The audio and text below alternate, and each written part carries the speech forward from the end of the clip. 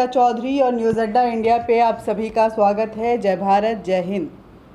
देखिए, संसद के लिए कुछ शब्दों पे रिस्ट्रिक्शन लग गया है, अमर्यादित घोषित कर दिया गया है, उसको असंसदीय है। इन शब्दों में कौन कौन से शब्द हैं, ये सबसे पहले जानिए। शकुनी, जयचंद, जुमलाजीवी, दलाल, चिल्लम लेना, सांड, अंट, संट, ऐसे कई शब्दों को असंसदीय यानी कि अमर्यादित बताया गया है और इसकी इस्तेमाल की मनाही की गई है। मतलब इसका इस्तेमाल जो है संसद के दोनों सदनों में अब नहीं होगा, चाहे वो लोकसभा हो चाहे राज्यसभा हो। अगर कोई सदस्य इन शब्दों का इस्तेमाल करता है तो इसे सदन की कार्यवाही से हटा दिया जाएगा। अमर्यादित शब्दों की लिस्ट में एक शब्द जो है वो तुर्रम खान भी है। अब तुर्रम खान ये हम आज नहीं सुन रहे हैं, हम आए दिन अपने बड़ा तुर्रम खां बने फिरते हो क्या, बड़े तुर्रम खां हो क्या? हाँ, ये जो शब्द है आए दिन मुहावरों के तौर पे आपको किसी बात पे अगर आप बोस्टफुली कर रहे हैं तो तुर्रम खां आपको बताया जाता है कि तुर्रम खां हो क्या जो इस तरह से कर रहे हो। तो ये इन शब्दों का इस्तेमाल होता है। ये वही शब्द हैं जो आप हमेशा अपने आसपास देखते होंगे और लोग बड़ी बहादुरी या शेखी बघाड़ने जैसे जो बातें होती हैं उसके लिए ये तुर्रम खां शब्द का इस्तेमाल करते हैं कि तुर्रम खां बना फिरता है, तुम तो बड़े तुर्रम खां बन रहे हो, इतने बड़े तुर्रम खां हो गए हो क्या, अपनी ज़िंदगी को नहीं देखा।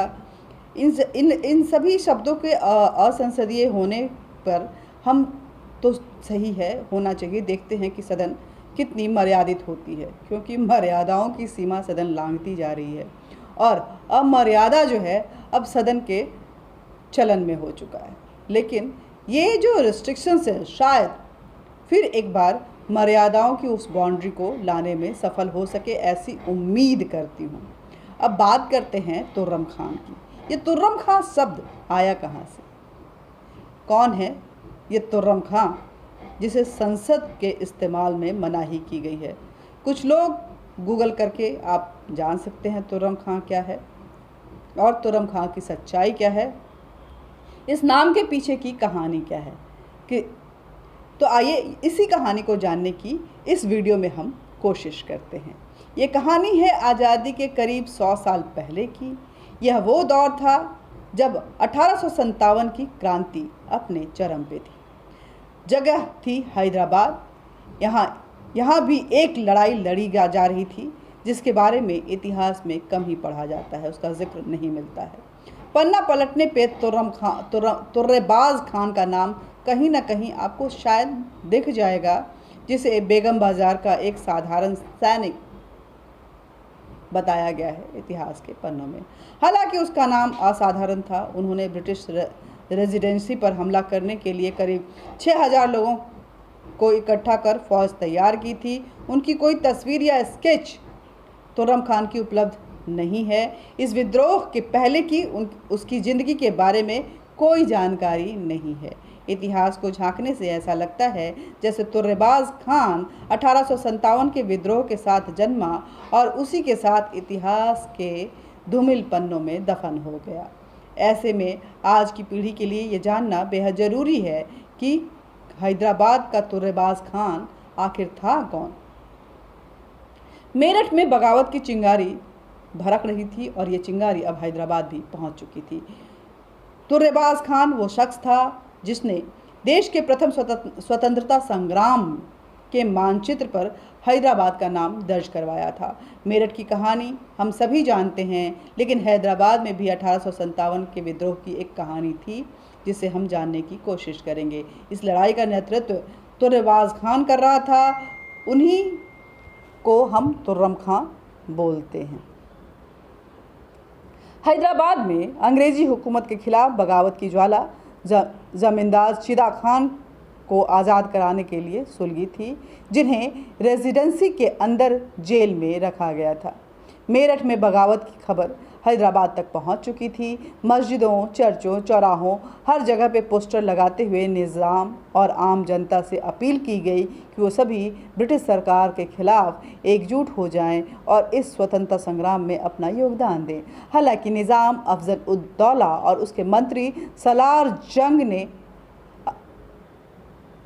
सलार जंग ने अंग्रेज़ों का साथ दिया था, लेकिन आम जनमानस फिर भी इस स्वतंत्रता संग्राम का हिस्सा बन रहे थे।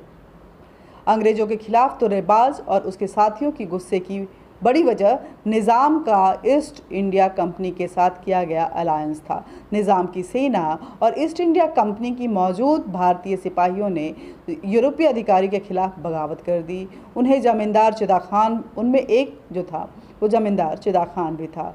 उस समय हैदराबाद में मौजूद सेना की टुकड़ी को दिल्ली कूच करने का आदेश दिया गया। चिदा खान ने इसका विरोध किया। उसे विदेशियों द्वारा मुगल शासक को सत्ता में हटाने का प्रयास समझा गया। चिदा खान 15 अन्य सिपाहियों के साथ हैदराबाद के लिए निकल पड़ा। उन्हें उम्मीद थी कि निज़ाम सपोर्ट करेगा, लेकिन जैसे ही वह हैदराबाद में दाखिल हुए, निज़ाम के मंत्री मीर तुराब अली खान ने उन्हें गिरफ्तार कर लिया और अंग्रेज़ों के हवाले सौंप दिया। बगावत का झंडा बुलंद करते हुए तुर्रेबाज खान ने क्रांतिकारियों को एकजुट किया और करीब 5000 बहादुर लड़ाकों की फौज खड़ी कर दी। इसमें से कई अरब के छात्र भी शामिल थे। इसी दौरान मौलवी अलाउद्दीन भी तुर्रेबाज के साथ हो गए। एक दिन शाम 6:30 बजे रेजिडेंसी को घेर लिया गया। पश्चिमी दीवार की तरफ से 2 बड़े घरों में उन्होंने पोजीशन ले ली। 2 साहूकार अब्बास और जयगोपाल दास ने इस मिशन के लिए अपने घर को खाली कर दिया। ब्रिटिश रेजिडेंसी के तरफ 5000 लोग कूच करने लगे। मीर तुराब अली खान तक जब ये खबर पहुंची तो उसने गद्दारी करते हुए रेजिडेंसी को अलर्ट कर दिया। तुर्रेबाज खान और मौलवी अलाउद्दीन के लड़ाकों के साथ मिलकर दीवार गिरा दी। रेजिडेंसी के बीच वाले दरवाजे जो बगीचे से लगा हुआ था उसे तोड़ दिया गया, लेकिन दूसरी तरफ से मेजर कुथबर्ट डेविसन अपने सैनिकों के साथ तैयार खड़ा था। उन्होंने दोनों तरफ से संघर्ष छेड़ दिया। तुर्रेबाज की तरफ से लड़ रहे लोगों के पास मामूली हथियार थे और तलवार और लाठी डंडे जैसे वेपन्स थे।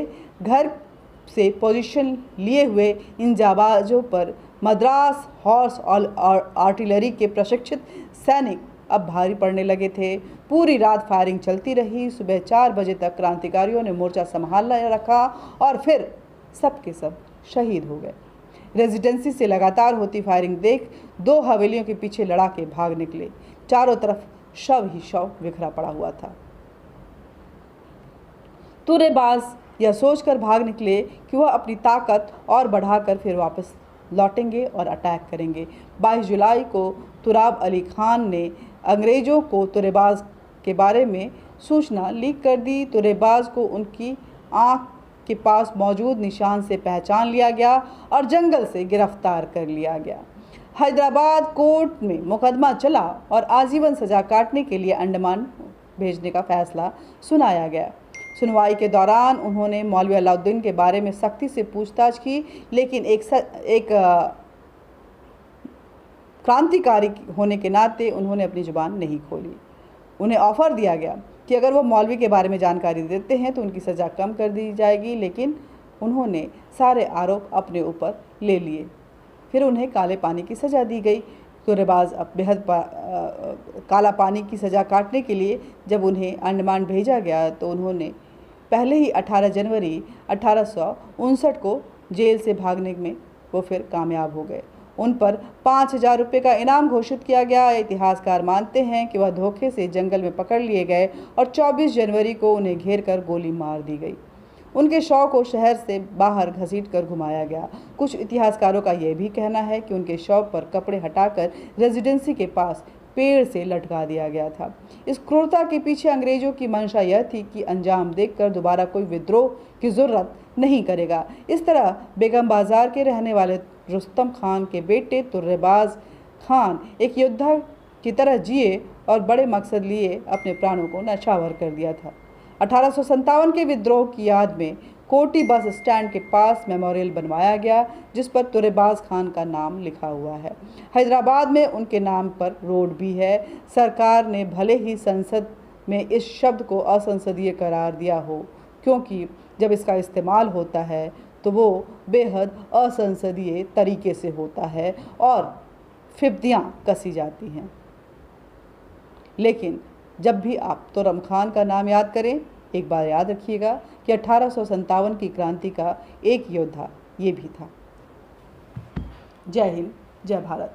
मिलते रहेंगे और बातचीत का ये सिलसिला भी हमारे आपके बीच में जारी रहेगा। एक बार फिर कह रही हूँ कि हमारे चैनल न्यूज़ अड्डा इंडिया को ज़्यादा से ज़्यादा सब्सक्राइब करें।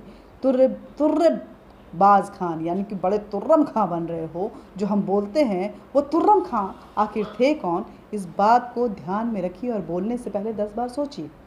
वीडियो को इस इम्पॉर्टेंट इन्फॉर्मेशन के साथ ज़्यादा से ज़्यादा शेयर कीजिए।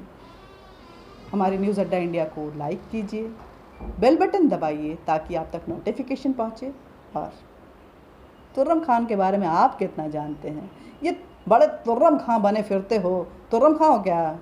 ये जो शब्द इस्तेमाल करते हैं तो इस्तेमाल करते वक्त आपके दिमाग में क्या चलता है, किस लिए इस्तेमाल करते हैं? क्या ये व्यंग्य है, तंज है, या किसी को नीचा दिखाना, शेखी बगाड़ने के लिए? जब वो करता है तब उसको डाउन करने के लिए कहते हैं। किस लिए इस्तेमाल करते हैं? कमेंट बॉक्स में ज़रूर लिखिएगा। जय हिंद, जय भारत।